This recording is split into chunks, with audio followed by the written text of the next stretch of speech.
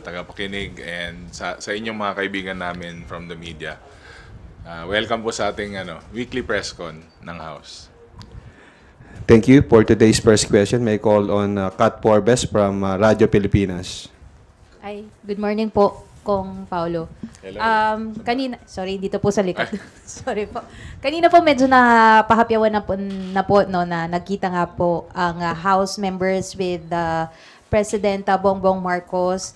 Ano po ba yung mga nangyari doon? Kasi may iba na in-speculate is pinag-usapan daw po ang impeachment versus VP. Ano po ba talaga nangyari? Karamihan nga po nung nabasa ko sa Twitter, kabaliktaran po nung totoong nangyari. Well, hindi naman siya bago, no? Like, nung kakaupo po ng ating Pangulo, yung first 6 months niya, actually, he met with the solid North congressmen. Last year, ang alam ko, we tried to schedule a meeting with the President, with the congressmen, na parang salo-salo, not necessarily Christmas dinner lang. Hindi po natuloy. Siyempre, napaka-hectic naman po ng schedule.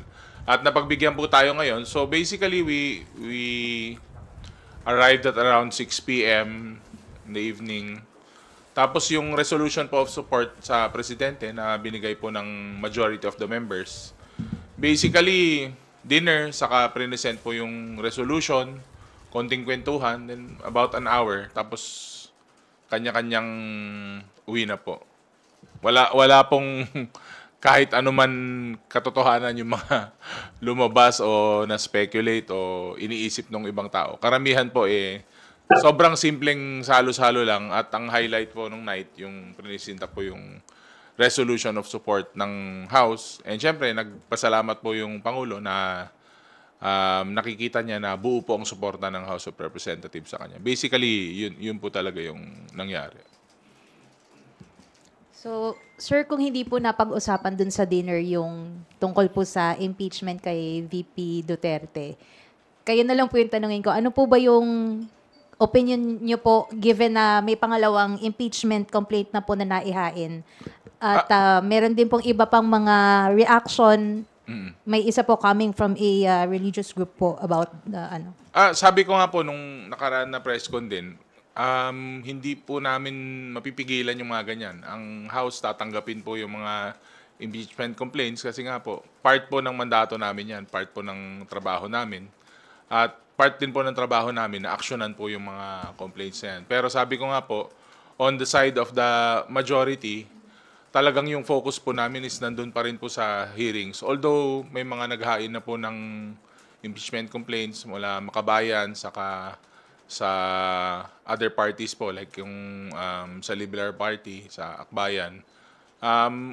Tatanggapin po ng House yun. At syempre, bibigyan po ng kaukalan na action pag na-refer po. Thank you, Kat. Next questions from Sandro Ochiona from the Billionaire TV. Hi, Kong. Good morning. Morning. Sir, tanong ko lang, bakit po kailangan ng show of support? May distab ba? May loyalty check ba? Bakit po kailangan ng show of support? Hindi. Nag-resolution kasi tayo sa floor eh. So, usually naman po pag resolution, wala naman pong disturb pero nakita nyo naman po yung threats sa ating Pangulo. So, I think it would warrant any kind of support, formal or informal. Pero this time, syempre, sa local government nga po, pag may mga resolution of congratulations, kami po sa local government, dinadala pa po namin dun sa mga pinagbibigyan namin. Ano pa kung Pangulo po yung binigyan ng resolution of support? Syempre, may weight din po yun.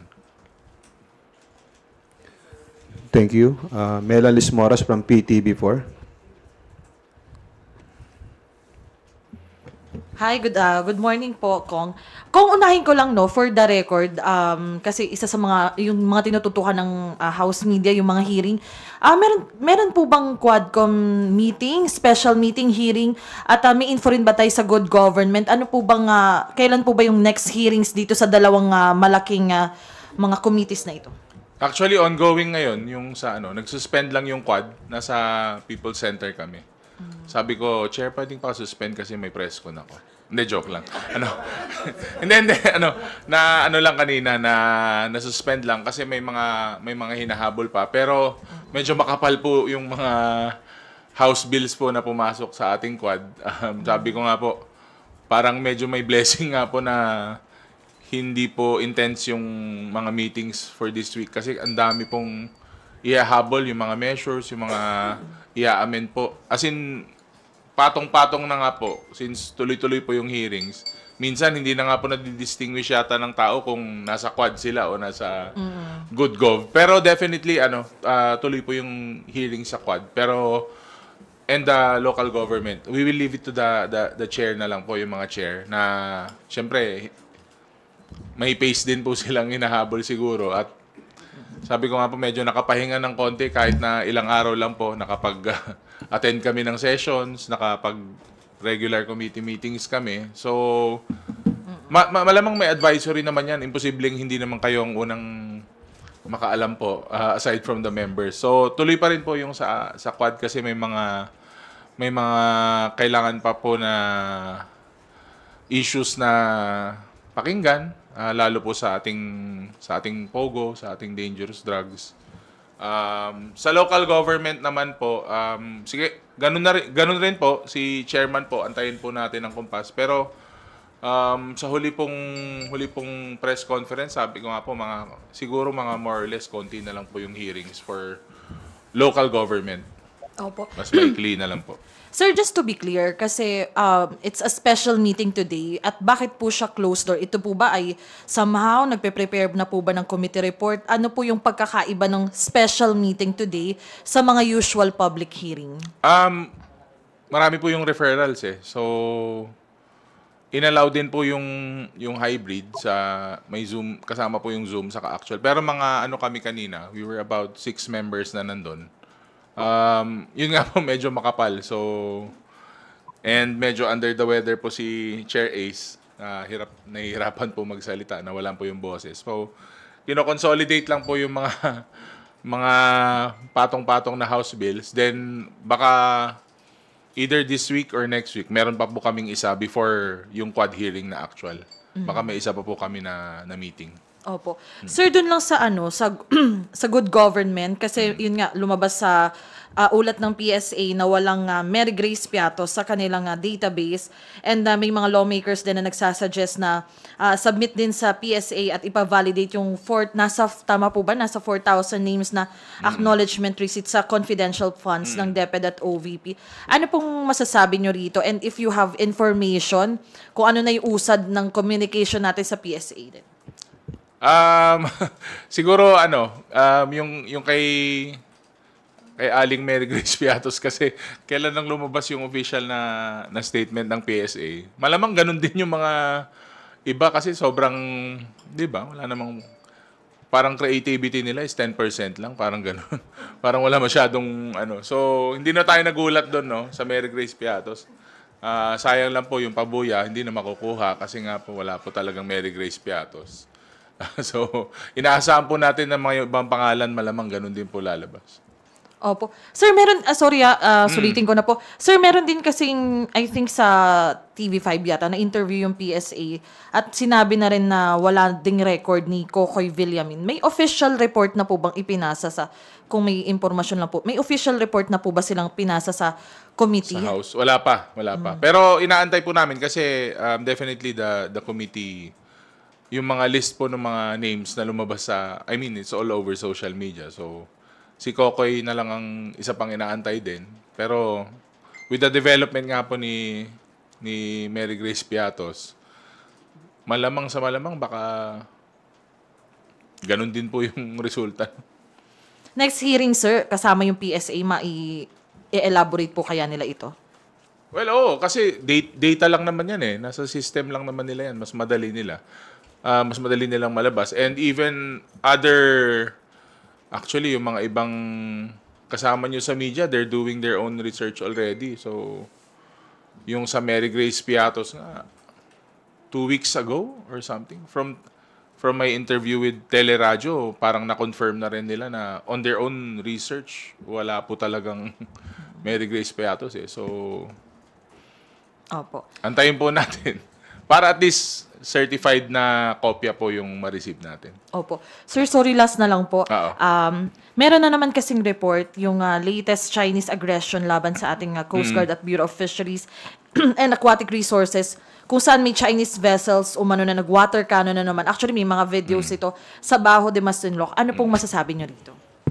Well, matagal silang medyo tahimik sila nung mga nakarang araw, pero syempre kino-condemn natin yung mga ganyan. Sabi ko nga po, patuloy po nating ginagawa pa rin yung mga hakbang natin na nire-report natin, kino-condemn natin.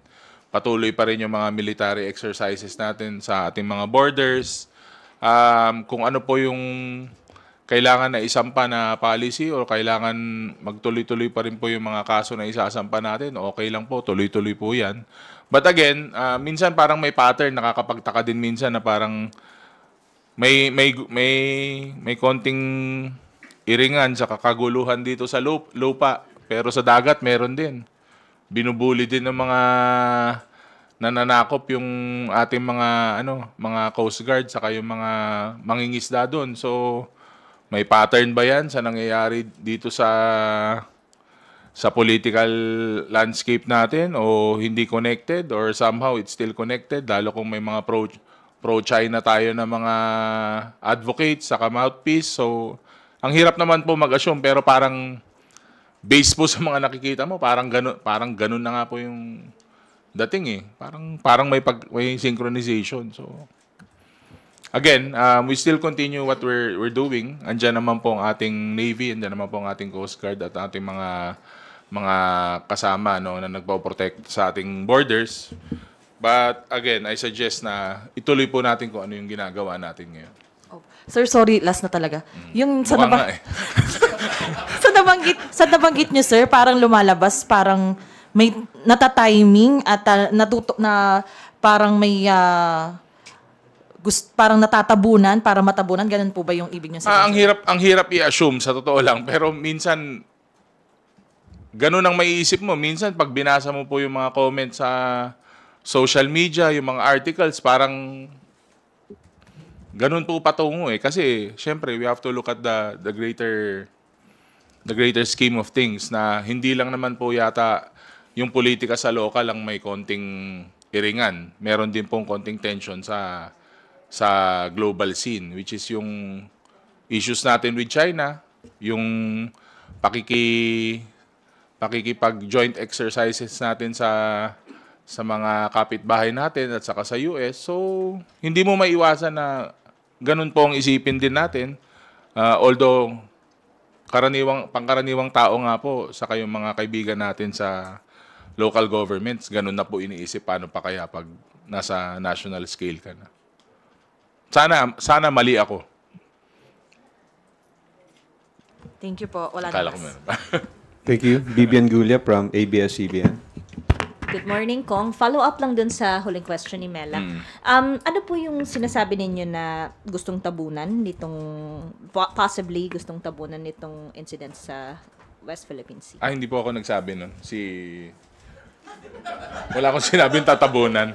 Hindi, pero what I'm saying is na bakit pag minsan may mga insidente sa lupa, sa ground, tapos sa ating karagatan meron din. So minsan di mo maiwasan mag-isip na are disconnected kasi nga may mga nung ang nagkakaroon tayo ng intense na debate sa mga press con sa West Philippine Sea is nakikita naman po natin na meron pong mga ibang kasamahan natin, ibang politiko na iba yung stand nila tungkol sa China. So mahirap naman mag-assume na ganun pero hindi mo maiwasan mag-isip na baka nga kasi nga hindi. Ano ba tinatatanaw? Sir, hingi lang din ako ng more details on the fellowship dinner yesterday sa Palace. Ilan po ang mga umattend na congressmen? More or less, mga 200 Mga po ba? 200, around Opo. 200. And then may mga senador din po ba? Ano Wala. pa po yung no senators? Mga kong lang. And then sabi ninyo parang kabaligtaran yung nangyari dun sa Opo. mga nababasa ninyo online. Ano po in particular yung mga yan? Sige, kasi baka marami pang magtatanong tungkol doon. So, dumating kami alas 6, tapos nag-sitting na kami. Dumating po si Presidente mga after 30 minutes. Nag-welcome remarks po ang ating speaker. Prinisinta po natin yung resolution of support. nag-acceptance po yung presidente at syempre he was very touched at saka malaking bagay po sa kanya na may suporta po yung House of Representatives. Pagkatapos po nung dinner na, nag-dinner kami 30-40 minutes. Gusto niyo malaman yung menu? Yung timing lang, sir, parang after ma-file yung 2 impeachment complaints dito sa House. Hindi, normal yun na ganun talaga yung iisipin. Pero halos 2 taon na po na tinatry namin na magkaroon ng small get-together. Hindi lang sa Christmas. Actually, nung first year ko, meron po kaming ganun din. May small gathering kami. Pero nung sumunod na taon, wala po. Kasi nga, medyo sobrang busy po. At least nakasingit po ng schedule ngayon. Pero hindi nga po napag-usapan yung politika More on ng nasabi ng ating Pangulo. Kung ano yung mga trabaho na ginagawa ng legislative, ng eksekutibo, magtrabaho lang tayo. Basically, umikot pa rin po dun sa statement, sa speech niya na binigay. Walang reiteration ng text message supposedly na Wala po. pinadala. Wala.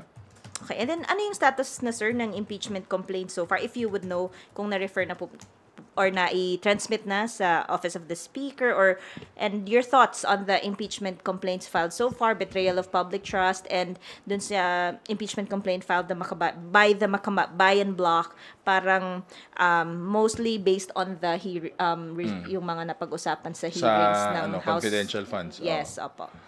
Hindi ko pa po nabasa actually kasi nga medyo galaw-galaw dito sa House Pero nothing against mga final nila na impeachment. Karapatan po nila 'yon. Dapat nilang gawin 'yon kung gusto nilang gawin, if they see it fit na they will file the impeachment. Pero yung status niya po hindi ko Sorry. Hindi ko pa po alam yung status niya. Basta na-receive na po siya ng Office of the Secretary General. So, abangan po natin. Meron pa tayong 2 linggo dito sa House. So, yung impeachment na final po niya, hindi ko pa po talaga nabasa. Actually, based lang po sa mga report niyo pag nakikita ko sa Twitter. Ang hirap pag hindi mo tinitignan yung nagtatanong sa'yo. Parang may mali Sir, just going back dun sa mga napag-usapan dun sa fellowship, hindi rin na-tackle yung mga Quadcom hearing, mga hearing ng House on the OVP funds, and sa pag-decision nyo po sa impeachment complaint in the future, if ever, i-consider nyo po ba yung thoughts ng mga religious groups po? Ang sinabi po ng Pangulo is hindi na nga daw po nanonood ng tao ng Netflix. So, pati daw siya, napapanood niya na rin po yung ginagawa namin. Hanggang dun lang po yung nasabi niya tungkol dun sa Sabi ko nga po, nothing too political, nothing too specific po, yung sa dinner. Ang hirap talaga. Pwede bang sa susunod dito kay lahat? Para mas maganda yung natin. Thank you. Yung alin? Oo naman po, lahat naman po ng sektor kasi nga po as a legislator, syempre po pag policy driven kayo, legislative ang trabaho nyo, you will consider po lahat ng boses ng lahat ng sektor. Not only the religious sector, syempre yung business sector, yung urban poor, halos lahat po 'yan tatamaan po 'yan. Pero again, at the end of the day, kailangan po may consensus kasi nga po iisa po ang goal naman natin dito sa House of Representatives. Syempre, ituloy po yung ating mga ginagawang trabaho. At again, yung consensus din po ng lahat, importante rin po 'yun. Not only the congressmen and women, but all of the sectors, not only religious sectors. Thank you. Big Sumintok from Net 25. Kung I need to ask this question as follow-up doon kay Vivian regarding doon sa opinion ng religious group. Sir, being with the majority, naglabas nga ng statement ng INC na in full support doon sa posisyon ni PBBM regarding doon sa impeachment na dapat ang atupagin ay yung mga mahalagang problema ng ating bayan sa halip na impeachment. So ano po ang reaction po ninyo with regards to that statement of INC? Sabi mo nga kanina, Kuya Vic, no, may ilalabas na official statement po yung mga kapatid po natin sa iglesia. Siguro maganda rin po na mabasa rin yung magiging official statement nila. Kasi yung mga napanood ko po nasa social media, baka taken out of context. Pero ganun pa man, hindi, medyo klaro naman po yung mga napanood ko. Parang sinasabi nila, they're in support of the statement of the president. At sabi naman po nila, magsasagawa po sila ng rally. At alam po naman po natin, syempre, nire-respeto po natin ang ating mga kapatid sa iglesia. At alam po natin na yung isasagawa nilang prayer rally is talagang pong pagpupulong at pagsasama po para sa ikagaganda naman po ng bansa. Wala naman po yata ang religious sector ang gagawa po ng rally na sa hindi po ikakaganda ng ating estado ngayon. So, nire-respeto po natin yan, but again, hihintayin din po natin yung official statement kasi sabi nyo nga po baka mas maganda na mabasa po ng kompleto. But again, maayos naman po yung base po sa mga nabasa ko, sa mga napanood ko, maayos naman po yung pagka-relay ng mensahe po ng Iglesia ni Cristo. So, makaka-affect, may bearing ba yon doon sa nakasampang impeachment? Yun po kasing sa impeachment, kahit sino pong sektor, maari silang maghain eh. So, ang trabaho po namin, we're constitutionally mandated na aktuhan po yun.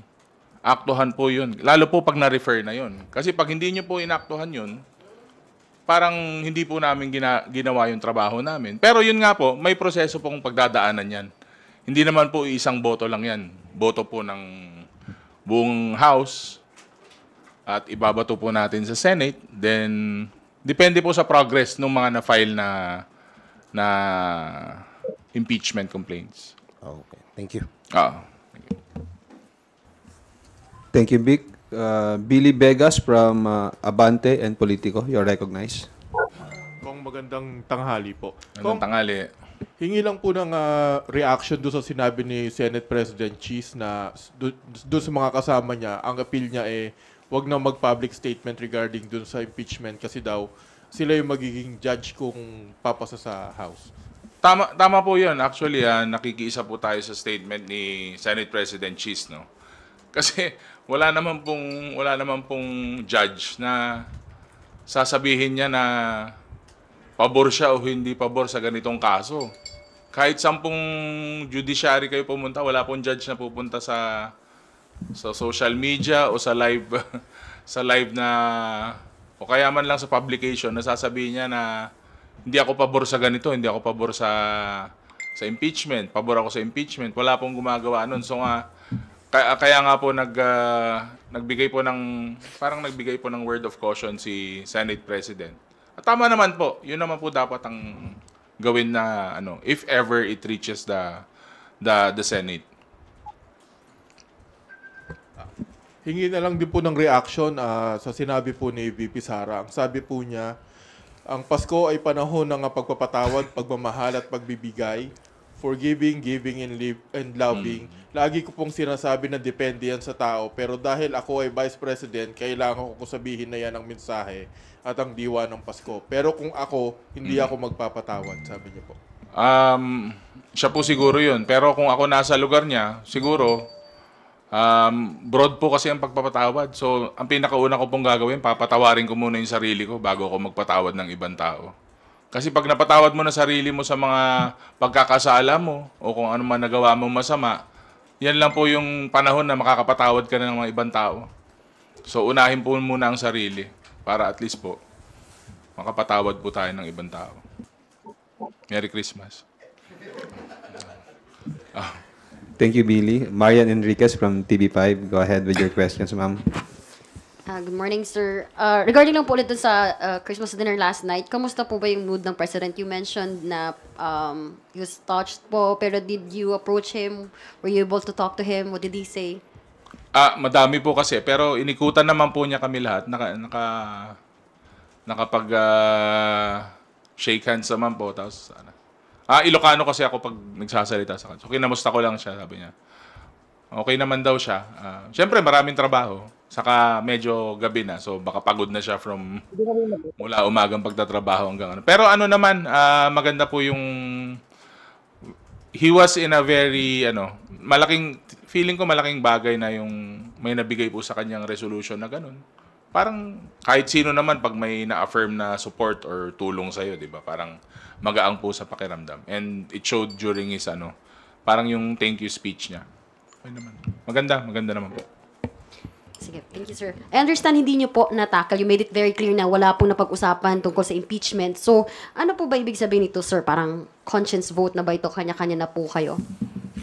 Hindi naman talaga klaro naman po yung Pangulo, no, na yung legislative saka executive may magkaiba po yun. Pero hindi naman po ibig sabihin na bahala na kayo sa buhay nyo. Hindi naman ganun sa tingin ko. Kasi kahit alam naman po ng lahat na kahit ano naman yan, syempre, presidente po yan ng bansa.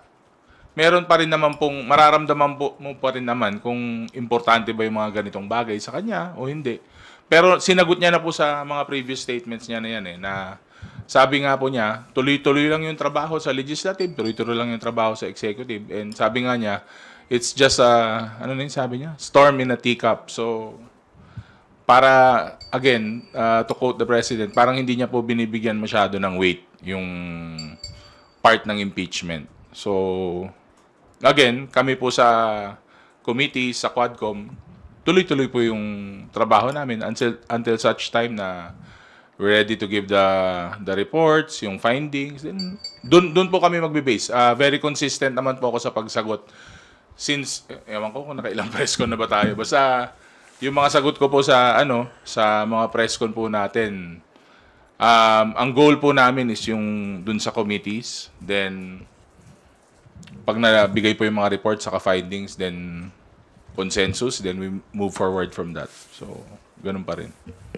Sir, regarding po sa impeachment, yung Makabayan Block, in-endorse po nila kahapon, isang ground na lang para mas madali, mas mabilis daw. Betrayal of public trust. I would like to read lang some of the acts. Tatlo lang din naman po yung sinight nila and mainly, doon nga po, based on the budget deliberations and the good government hearing, which you are very active po. Sinabi dito, betrayal of public trust, meron daw pong gross abuse of discretionary powers doon nga sa 612 million confidential funds from 22 to 2023, gross disregard of transparency and accountability, making a mockery of the audit process, which you're very aware po dun sa fabricated nga raw ng mga liquidation reports.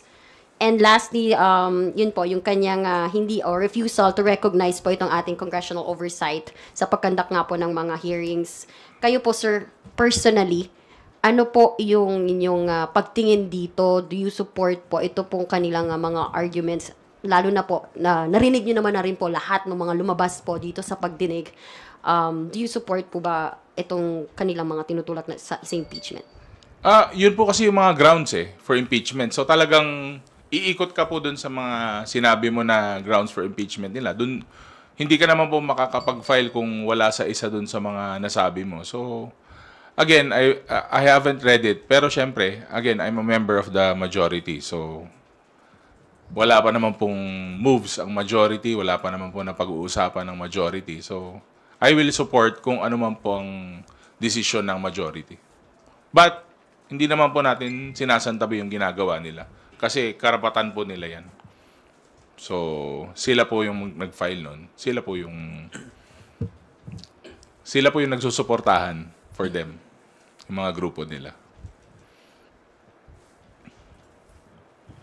Last na lang, sir. May apila po yung isa sa mga nag-file yesterday. I think it's former Congresswoman Liza Masa. And she said na sana raw po yung mga lawmakers natin bumoto not in, hindi dahil sa kung dikta ng sino man or ng inyong political parties or, Definitely. Ganun.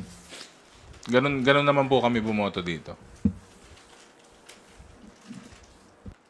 Okay.